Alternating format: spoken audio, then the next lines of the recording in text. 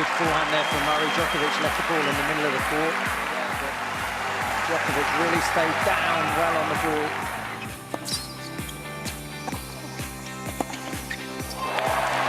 Murrey.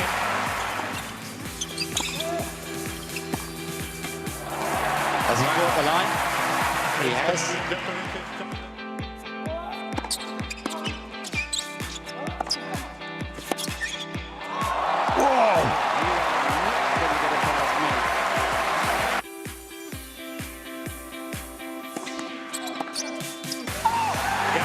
It's yet another great tennis achievement for... Today, I have to say, in all my years of covering this sport, I think there are some standout moments. Obviously, watching Andy Murray win Wimbledon, that's one of them, and the Olympics. And he's done that twice on both of those events. But to see him yesterday to end the year as the world #1 was a very, very special day. And I think it was also the manner of how he did it. It was unprecedented to have the final match of the year to decide who would end the year and world #1 with immense amounts of pressure on that particular match, and to see him come through it the way he did over the former world #1 in Novak Djokovic was quite... Oh, and with all those second serves, I mean, your heart's in your mouth, isn't it?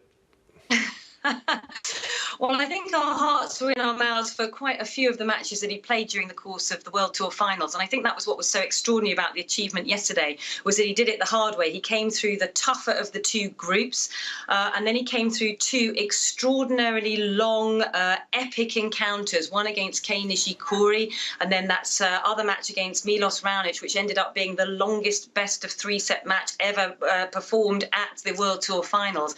And I think when he went into the final, none of us predicted that he would be able to find the reserves and the energy that would be required to go through against Novak Djokovic. But I have to say, he came out trumps once again. He just seems to be able to delve into this very deep well of not only sort of emotional and mental strength and capabilities, but also a physical capability. He can push himself through the pain barriers, and Novak Djokovic just had nothing left to offer. So it was Andy Murray that ended up on top. His work ethic is well... You know, I think it's a combination of things. I think definitely Van Lendl, who clearly was in the team when he first won Wimbledon and the US Open and that first Olympic gold medal.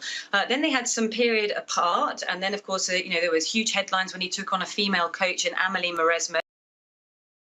And they were together for quite some time. Then he brought into his team a very long-standing friend and somebody who's been a great player and a great lover of the sport in Jamie Delgado, and someone who lives here in Britain, and he was able to sort of tap into using Jamie very effectively, not only abroad, but also when he was here in the UK.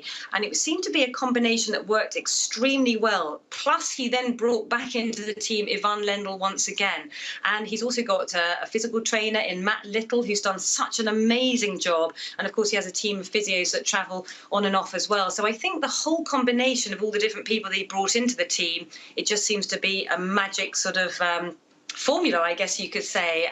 But I think each of them played their part. But when he first got that world #1, the one person he really wanted to dedicate it most to, I think, was Jamie Delgado, because I think he felt that he was the one who'd been there for every single practice session. Some of the other team members had come and gone, but it was Jamie who'd given up so much of his life to actually travel with him and go out there on the tour and be there for every practice session. Now, last night's game, Novak Djokovic is no... We've written off Roger Federer at our peril many times in the past, and he's always proved everybody wrong. I mean, obviously, he's the man that has more Grand Slam titles than anybody else at number 17.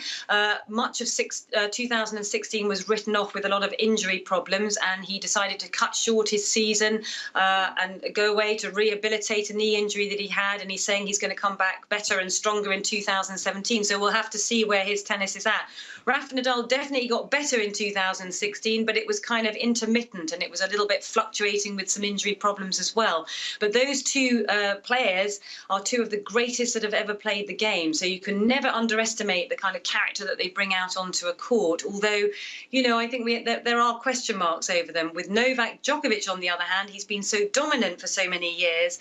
And then it seems as if he's just gone into a different place emotionally. I think he struggled the back end of this year.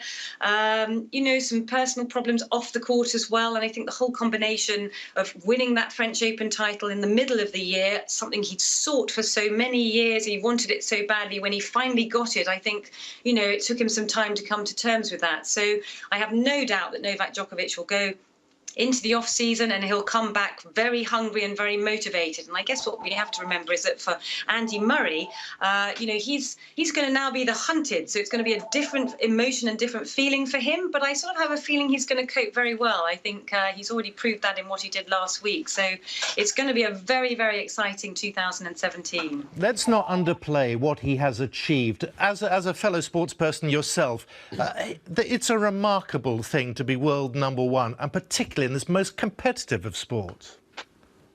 It really is. It was funny because yesterday we were talking to the former 7-time Grand Slam champion and world #1 in Mats Wilander, and he said something very amusing, actually. He said in his life, when he looked back, when he was world #1, he thought that the Grand Slams were more important than that. But then he said that now, every time he's in a taxi drivers will say to him, well, what did you achieve in the sport? And he can say to them, well, I was world #1. And he said that seems to have quite a greater impact, which he realises now as he's got older. And I think for Andy Murray, he has the 3 Grand Slam titles now, and I think he'll go on and win many more. But I think just to have achieved that pinnacle of the sport and to say that he was the greatest, and it wasn't just in a short period of time, that he ended the year as the year-end #1, which is different because there's only been 17 of those in the history of the world rankings. I think it was very, very special, and something that all of us can be very proud of what he's achieved. And I'm sure that the entire family, because of course, let's not forget that Jamie Murray has also become world #1 doubles player as well. And the money, of course. He's ATP better off. Well, that's true. But I guess when you look at the finances and the rewards that they achieve in this sport, I think you also have to think of all that hard work that's gone in for his entire life since he was a very young boy. And I think that we saw that in evidence yesterday on the court. You could see all the drills that he's done, all the fitness training that he's done as well. So I think all of that sort of came to the fore, and I think he reaped the rewards. Annabelle, it's great of you to join us. Thanks very much. Annabelle Croft. Thank you.